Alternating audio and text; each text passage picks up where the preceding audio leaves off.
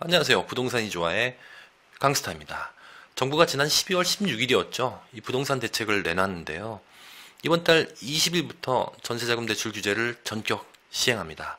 이날부터는요, 시가가 9억 원이 넘는 집을 갖고 계신 분들은 그 어디에서도 신규로 전세 대출을 받을 수가 없게 됩니다. 오늘 그 내용을 꼼꼼히 살펴보셔야 될 것 같습니다. 그리고요, 영상을 보시기 전에 구독과 좋아요 눌러주시는 센스 아시죠? 그럼 바로 시작하겠습니다. 일단 오늘의 내용을 먼저 볼 텐데요. 첫 번째, 9억 원 이상 주택 보유자는 전세 대출이 아예 불가하게 됐습니다. 두 번째는요, 공적 보증과 사적 보증도 둘 다 불가가 됩니다. 9억 원 초과 주택은요, 갭 투자가 불가합니다. 이 갭 투자라고 하면요, 전세자금 대출을 받아서 미리 집을 사놓는 거죠. 9억 원 이상이 되는 집을 살 수 없다는 얘기입니다. 네 번째는요, 20일 이전 계약 시에는 규제 대상에서 제외가 되는데요. 단 연장만 가능합니다. 전세로 이사를 다시 가거나 아니면 전세금을 올려서 대출을 받을 수 있는 그런 상황은 안 된다는 점 꼭 기억하셔야 됩니다. 그리고 시가 9억 원 초과해서요, 15억 원 이하의 주택 소유자는요, SGI 서울보증보험이죠. 보증을 1회 허용하게 됩니다. 이게 유예기한이 있는데요. 3개월입니다. 4월 20일까지만 단 한 번에 걸쳐서 허용이 되니까요. 꼭 숙지하셔야 될 것 같습니다. 네, 이렇게만 보면은 좀 어려워서요. Q&A로 좀 준비했습니다. Q&A 보시죠. 네, 첫 번째는요. 서울 강서구에 10억 원짜리 집이 있는데요. 자녀 교육 때문에 소유한 집은 6억 원의 전세를 주고 저는 올해 3월에 강남구 8억 원짜리 전셋집을 들어가려고 합니다. 부족한 2억 원을 전세 대출 받을 수 있을까요? 네, 안 됩니다. 대책 시행일인 20일 이후의 계약이고요. 보유한 집도 9억 원이 넘기 때문에 불가능합니다. 여기서 좀 살펴보셔야 될 부분이 있는데요. 이 시가 9억 원의 판단은 감정원과 KB 부동산 중 높은 금액으로 따지게 됩니다. 그리고 여기에 예외가 있는데요. 자녀 교육이나 직장 이동, 요양이나 치료, 부모 봉양, 학교 폭력 같은 경우에는 가능하답니다. 네, 이런 경우에는 각각의 증빙 서류를 제출하셔야 되고요. 보유한 집과 다른 시군에 위치를 해야 됩니다. 그리고 세 번째는 본인 집과 전셋집 모두 세대원이 실거주를 해야 된다는 점 꼭 기억하셔야 될 것 같습니다. 결론은 신규 대출이 안 된다. 9억 원이 넘는 경우. 두 번째 보겠습니다. 서울 노원구에 7억 원짜리 집이 있는데요. 올해 3월에 전세 대출 2억 원을 받아서 목동에 6억 원짜리 전세로 들어갈까 합니다. 그렇게 하면 2022년 3월에 전세대출 연장이 필요할 텐데요. 노원의 주택이 9억 원이 넘을 것 같아요. 전세대출 연장이 가능한가요? 안 됩니다. 대책 시행일인 20일 이후의 계약이고요. 그리고 정책 방향을 숙지한 사람으로 판단을 한답니다. 판단을 한 사람이 많을까? 네, 하여튼 20일 이후에 계약을 하는 경우에는 그 갖고 있는 집이 9억 원이 넘게 된다면 이것은 연장이 불가하다는 점 꼭 기억하셔야 될 것 같습니다. 세 번째 보겠습니다. 올해 3월입니다. 올해 3월에 전세 대출을 받아서 전세로 살고 있는데 은퇴한 후에 내 집 마련을 위해서 전세를 끼고 9억 원이 넘는 집을 샀습니다. 이런 경우에는 어떻게 되나요? 전형적으로 정부가 싫어하는 거죠. 이 갭 투자라고 보는 겁니다. 따라서 안 됩니다. 갭 투자로 인정해서요. 이 전세 대출이 회수가 됩니다. 2주 안에 전세 대출을 원리금 상환을 하셔야 되는데요.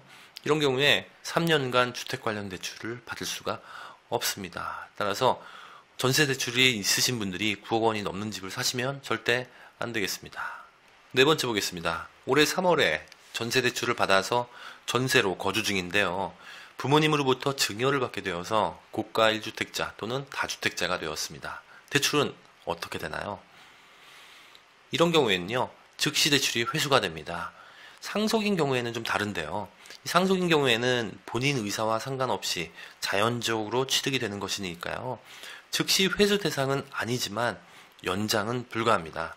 따라서 상속으로 집을 받은 경우에는 그 집에 들어가시거나 아니면은 상속받은 집을 처분을 하셔야 됩니다. 네, 정리하겠습니다. 증여는 즉시 대출 회수 대상, 상속인 경우에는 연장은 불가합니다. 이렇게 정리하면 되겠습니다. 다섯 번째를 보겠습니다. 송파구에 9억 원짜리 집이 있는데요. 지난 2018년 9월에 전세대출 2억 원을 받아서 강남에 7억 원짜리 전셋집에 거주하고 있습니다. 전세 만기인 올해 9월에 집주인이 전세금을 올려달라고 한다면 증액 대출이 가능한가요? 불가합니다. 전세대출 단순 연장은 가능한데요. 증액은 불가합니다. 왜냐하면 증액은 신규 대출로 간주를 하기 때문에 그런데요. 꼭 기억하셔야 될 것 같습니다. 연장은 가능하지만 증액은 불가하다는 점. 네, 다음 거 보겠습니다. 6번째인데요. 용산구에 9억 원짜리 집이 있지만 전세 대출을 받아서 송파구에 거주하고 있습니다. 올해 9월 전세 만기를 앞두고 임대인이 세금 때문에 본인이 거주하겠다고 집을 비워달라고 합니다. 여기가 좋아서 이 근처 다른 아파트를 전세로 이사가야 하는데요. 대출은 어떻게 하나요? 네, 이건 세모입니다. 원칙적으로는 불가능한데요. 예외 조항을 좀 뒀습니다.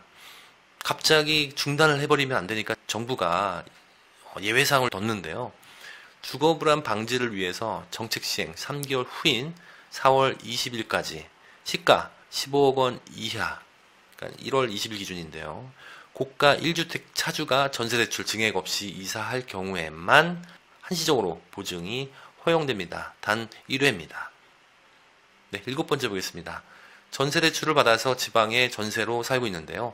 딸이 서울에 있는 대학에 합격해서 축하드립니다. 서울에 있는 9억 원이 넘는 집을 사서 딸이 거주할 수 있게 할 생각인데요. 가능한가요? 이게 축하를 받을 일인데 축하가 안 될 것 같습니다. 안 됩니다. 서울에 9억 원 이하의 집을 살 수 있고 전세로도 살 수 있으니까 예외로 인정할 수 없다라는 게 정부의 판단입니다. 즉 9억 원 이하의 집을 사라 라는 얘기네요. 참네. 네, 넘어가겠습니다. 8번째인데요. 전세 대출을 받은 사람이 추후에 고가주택을 매입하거나 다주택자가 되는 것을 어떻게 적발할 수 있게 되나요? 차주는 대출 실행 시 대출 기간 중에 고가주택 취득을 하거나 다주택자가 되는 경우에 대출을 회수한다는 추가 약정서를 서명하게 되는데요. 그 후에 은행이 최장 3개월 단위로 국토부에 있는 이런 게 있네요. 주택보유수 확인 시스템을 통해서 확인한다면 그걸 회수 조치하겠다, 적발하겠다라고 합니다. 따라서 전세대출을 받은 분들이 다주택자가 되거나 고가주택을 매입하는 경우에 적발이 된다라는 것을 강조하고 있다고 보시면 될 것 같습니다. 마지막 9번째인데요. 9억 원 초과 여부의 판단 시점은 언제인가요? 네, 전세대출 신청 또는 만기 연장일의 시세를 기준으로 하는데요. 대출을 회수하는 경우 그때는 등기 이전 완료일입니다. 따라서 주택 매매를 그냥 단순 계약을 체결했거나 아니면 분양권 입주권은 주택 매입 또는 보유로 보지 않는다는 점 기억하시면 좋을 것 같습니다. 네, 마지막으로 강스타의 한 줄 평 가겠습니다. 저한테 도대체 왜 이러세요? 지금까지 강스타였습니다.